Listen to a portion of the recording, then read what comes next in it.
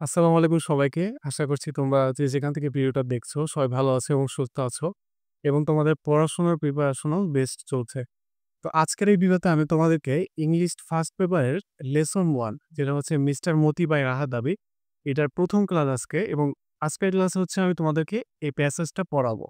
তো আমাদের এই কোর্সে কিন্তু তোমরা ইংলিশ ফার্স্ট পেপারের যতগুলো লেসন আছে প্রত্যেকটা লেসনই ফ্রিতে পেয়ে যাবে। আর হচ্ছে ইংলিশ সেকেন্ড পেপারের ক্লাস যদি তোমরা চাও সেটা কমেন্ট বক্সে জানাও। তাহলে হচ্ছে আমরা ইংলিশ সেকেন্ড পেপারে গ্রামারের বিভিন্ন ইম্পোর্টেন্ট টপিকের উপরও পরবর্তীতে বিভিন্ন ক্লাস নিয়ে আসবো। তো আমার ব্যাপারে ছোট করে একটু পরিচয় দিয়ে শুরু করি যেহেতু আজকে ১ম ক্লাস। আমি আশফাক নাসিব অভিনন্দন। পড়াশোনা করছি এইচএসটিউ তে অনার্স সেকেন্ড ইয়ারে। তো এখন আমরা সরাসরি স্ক্রিনে চলে যাব এবং সেখান থেকে আমরা ১ম প্যাসেজটা পড়ে একটু বোঝার চেষ্টা করব যে প্যাসেজটাতে আসলে কি বোঝানো হয়েছে। অলরাইট, তো আমরা এখন সরাসরি ক্লাসে চলে এসেছি এবং আজকে হচ্ছে আমরা পড়ব ইংলিশ ফার্স্ট পেপারের লেসন 1 এর মিস্টার মতি বাই রাহাত আবিরের প্যাসেজটা। এবং ইংলিশ প্যাসেজের ক্ষেত্রে তুমি যদি প্রশ্নের উত্তর করতে চাও, সবচেয়ে যে গুরুত্বপূর্ণ বিষয়টা তোমাকে মাথায় রাখতে হবে সেটা হচ্ছে প্রপারলি তোমাকে প্যাসেজটা পড়ে প্যাসেজটার মিনিং বুঝতে হবে। এই জিনিসটাই বেশিরভাগ স্টুডেন্টরা স্কিপ করে যায় এবং যে কারণে হচ্ছে ওই পরবর্তী যে কোশ্চেনগুলো এবং বাকি অংশগুলো ওগুলো অনেক বেশি জটিল লাগে। তো প্রথমে আগে তোমাকে প্যাসেজটা বুঝতে হবে। তো সরাসরি যদি আমরা যাই যে এই যে প্যাসেজটা বা এই যে লেসনটা সেটা আসলে কি নিয়ে বা এটার আসলে মেইন থিমটা কি? এই মেইন থিমটা কিন্তু ১ম এই কয়েকটা লাইনে বলা আছে। আমি তোমাদেরকে একটু সারাংশ করে বলি।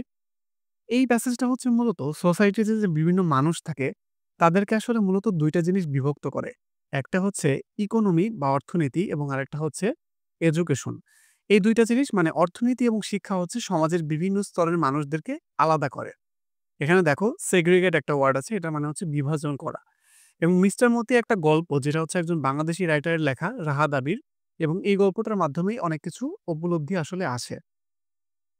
তো এই গল্পটা আসলে বিভিন্ন সমাজে যে বিভিন্ন ধরনের মানুষ আছে তাদের যে ডিফারেন্ট সোশ্যাল ক্লাস আছে সেগুলো এখানে ডিফাইন করে।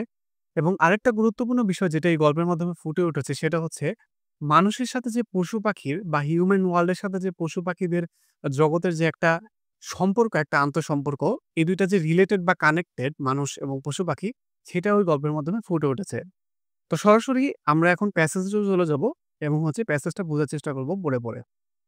প্রথমত এখানে আছে হচ্ছে Amin is 17 when the war breaks out. Amin আ যখন ১৭ বছর বয়সী তখন যুদ্ধ শুরু হয়। One Monday after supper he announces he will go to the war. এক সোমবার রাতের খাবারের পরে সে হচ্ছে ঘোষণা দেয় সে যুদ্ধে যাবে। Sonaban shakes in surprise. Sonaban চিৎকার করে ওঠে বিস্ময়ে। এই সোনাবানটা হচ্ছে এই যে আমিন তার মা। তো আমিন ১৭ বছর বয়সী একটা ছেলে যখন যুদ্ধে যাওয়ার জন্য সিদ্ধান্ত নেবে চিন্তা করে, তখন স্বাভাবিকভাবেই তার মা বিষয়টা মানে একটু মেনে নিতে তার কষ্ট হয় বা সে অবাক হয়ে যায়। "You want to leave me alone?" তুমি আমাকে একা রেখে যেতে চাও। "It won't take long মা." He assures her. এটা বেশি সময় লাগবে না মা। সে তাকে আশ্বস্ত করে। মানে হচ্ছে হি মানে হচ্ছে সে আমিন তার মাকে আশ্বস্ত করে। "I will be back soon after the training." Training শেষ হলেই দ্রুত আমি ফিরে আসব। That night Sonaban can not slip. সেই রাতে সোনাবান আর ঘুমোতে পারে না। After San up she opens the ডাক কপ। সূর্য ওঠার পরে সে হাঁসের খাঁচা খোলে। The flock streams out, stitches and কোয়াক্স around her for their morning মিল। হাঁসের দল বেরিয়ে এসে তার চারপাশে হাঁটে এবং হচ্ছে ডাকাডাকি করে সকালের খাবারের জন্য। She takes longer than usual. সে স্বাভাবিকের চেয়ে বেশি সময় নেয়। She mixes water with rice husk in an earthen bowl and puts it down. সে হচ্ছে পানির সাথে চালের খোসা মিশিয়ে একটি মাটির পাত্রে দেয়। They gobble it up in 5 minutes and head for the pond. হাঁসেরা সেটা ৫ মিনিটের মধ্যে খেয়ে ফেলে এবং পুকুরের দিকে চলে যায়। Amin has let out the chickens by then. এই সময় আমির মুরগির খাঁচা খুলে দেয় Amin. He lifts his 12 week old cockerel Moti and sits on the veranda. এখানে তোমাকে বুঝতে হবে এই মতি হচ্ছে তার ১২ সপ্তাহ বয়সী একটা মোরগ। এটাও কিন্তু একটা ক্যারেক্টার স্টোরিটার। তো সে কি করে? সে তার ১২ সপ্তাহ বয়সী মোরগ মতিকে কোলে নিয়ে বারান্দায় বসে। During his breakfast he doesn't strike up any conversation. নাস্তার সময় সে কোনো কথা বলে না। Having noticed Sonaban's puffy eyes he knows not to mention last night subject. তো সোনাবনের ফুলে থাকা চোখের দিকে তাকিয়ে সে বুঝতে পারে যে গতকাল রাতের যে ঘটনা সেটা নিয়ে কিছু বলা উচিত না। He cuts his glanced to the side, down at the coral eating rice in silence. সে চুপচাপ মতির দিকে তাকিয়ে থাকে এবং সে হচ্ছে নীরবে ভাত খাচ্ছিল। পরবর্তীতে আমরা দেখি এখানে কি স্টোরিটা কন্টিনিউ আছে। Today is haatbar, market day. আজকে হচ্ছে হাটবার, বাজারের দিন আরকি। Sonaban has arranged the things Amin will take to the bazaar to sell. Sonaban আমিনে বাজারে বিক্রি করার জন্য কিছু জিনিস গুছিয়ে রেখেছে। মানে সোনাবান হচ্ছে তার ছেলের জন্য বাজারে সে যে বিক্রি করবে সেগুলো গুছিয়ে রেখেছে। 2 dozens eggs, a sheaf of arecanuts, a bottle gourd. এটা হচ্ছে সে কি নিয়েছে এখানে দেখো। 2 ডজন ডিম, 1 আঁটি সুপারি এবং একটা লাউ সে নিয়ে যায়। The bazaar is about a mile away. বাজারটা হচ্ছে প্রায় 1 মাইল দূরে। Amin wears his short sleeved floral shirt over his lungi. Amin তার ছোট হাতা ফুলের শার্ট পরেছে, সাথে lungi. He whistles as he looks into the cloudy mirror to comb his hair. চুল আছড়াতে সে মেঘলা আয়নার দিকে তাকিয়ে, এটা হচ্ছে সিটি বাজানো বুঝিয়েছে। Placing the rattan basket on his head before setting off, he hollers I'm off ma. এখানে বোঝানো হয়েছে যে মাথায় যে বাঁশের ঝুড়ি তুলে নেওয়ার আগে সে চিৎকার করে তার মাকে বলেছে যে আমি চললাম মা। Sonaban watches him go alone the bank of the little river. Sonaban দেখে তার ছেলে নদীর তীর ধরে এগিয়ে যাচ্ছে। For the first time it occurs to the her that Amin has grown up. মানে এখানে হচ্ছে বোঝানো হয়েছে যে প্রথমবার মতো তার মনে হয় যে আমিন হচ্ছে বড় হয়ে যাচ্ছে, কারণ আমিন এরকম দায়িত্ব নিয়ে এভাবে বাজার করতে যাচ্ছে। তার হচ্ছে এই উপলব্ধিটা হয়। He has reached the height of his dead father, has his long neck and straight shoulder. এখানে যেটা বোঝানো হয়েছে সেটা হচ্ছে এখন সে তার মৃত বাবার উচ্চতায় পৌঁছে গেছে। বাবার মতো হচ্ছে তার লম্বা গলা, আর তার বাবার যে সোজা কাঁধ ছিল তারও হচ্ছে সেই রকম। পরবর্তীতে এখানে in that moment Sonaban realises it's not the war, it's the fighting that Amin is fascinated with. এখানে বোঝা যাচ্ছে সোনাবানের একটা উপলব্ধি যে যুদ্ধ নয়, আসলে যুদ্ধের যে একটা উত্তেজনা বা একটা ফ্যাসিনেশন সেটাই মূলত আমিনকে টানে। Like his dead father, he is crazy about bull fighting, cock fighting and boat racing.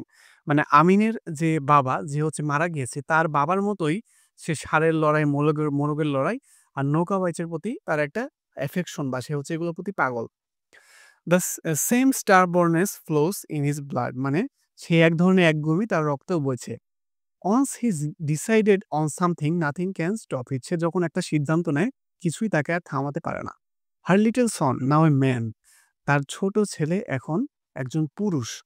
Even up to his 15th birthday, barely a day passed without neighbors appearing with a slew of complaints. আমিনের 15তম জন্মদিন পর্যন্ত কোনোদিনই প্রায় এমন হয় নাই যে প্রতিবেশীরা হচ্ছে অভিযোগ নিয়ে এসেছে। Sometimes one or two turned up from other village. মাঝে মাঝে হচ্ছে অন্য গ্রামের লোকজন এসে হাজির হতো। They peeked into the house and asked, does Amin live here. তারা হচ্ছে বাড়িতে উকি দিয়ে জিজ্ঞেস করতো আমিন কি বাড়িতে থাকে। Sonaban would sigh, what did he do. Sonaban দীর্ঘশ্বাস ফেলতো, সে কি করেছে।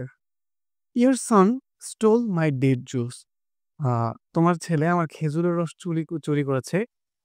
Emptied the juice pots hanging on the date trees. মানে হচ্ছে এখানে বোঝানো হয়েছে খেজুর গাছের হাড়িতে রাখা রস খালি করে দিয়েছে। মানে এগুলো হচ্ছে ওই যে ইসে করতো আর কি আমিন। Sonaban would Sai again. Sonaban আবারও দীর্ঘশ্বাস ছাড়তো। Then ask the visitors to pardon him. মানে সে হচ্ছে তাদের কাছে ক্ষমা চাইতো। She hated saying that she would raise her son alone.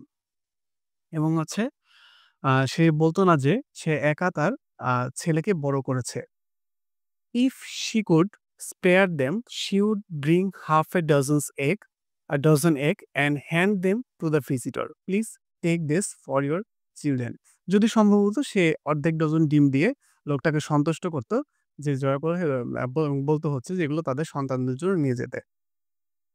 At night, Shonavan climbs out of her bed, clutches the hurricane's lamp, and tiptoes into Amin's room.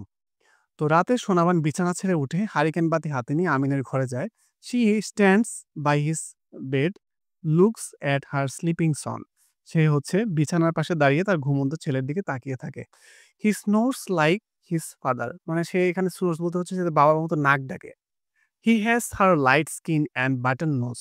সে হচ্ছে তার মায়ের মতো ফর্সা ত্বক এবং ছোট নাক।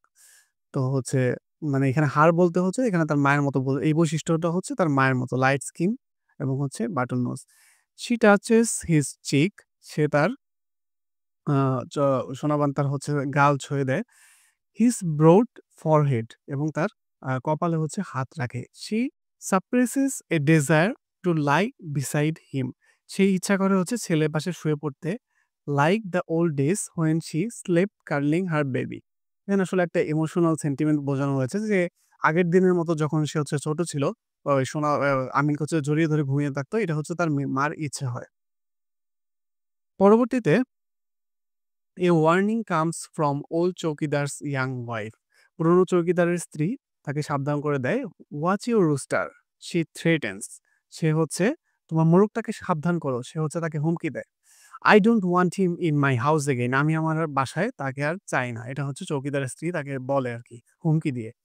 If someone touches my boy, Sonaban response, they will see the consequences.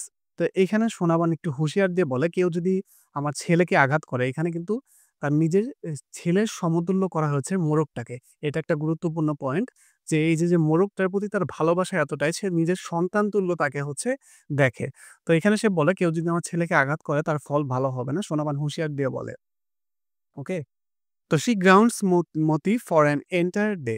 সে হচ্ছে মতিকে একদিনের জন্য আটকিয়ে রাখে। It's makes him sad. আ এটা হচ্ছে তাকে কষ্ট দেয়। His forlorn captivity uh uh crucifies her. এখানে বোঝানো হয়েছে হচ্ছে তার দুঃখ দেখে সোনাবান ব্যথিত হয়। She set him loose the following morning. পরবর্তীতে পরদিন সকালে সে মতিকে মুক্ত করে দেয়। Some boys come and ask Sonaban to lend them Moti for cockfighting at a fair. মানে হচ্ছে কিছু ছেলে এসে সোনাবানের কাছে মতিকে চায় মোরগ লড়াই, এই মোরগ লড়াইয়ের একটা খেলা আছে। ওইটার জন্য হচ্ছে তারা চায়।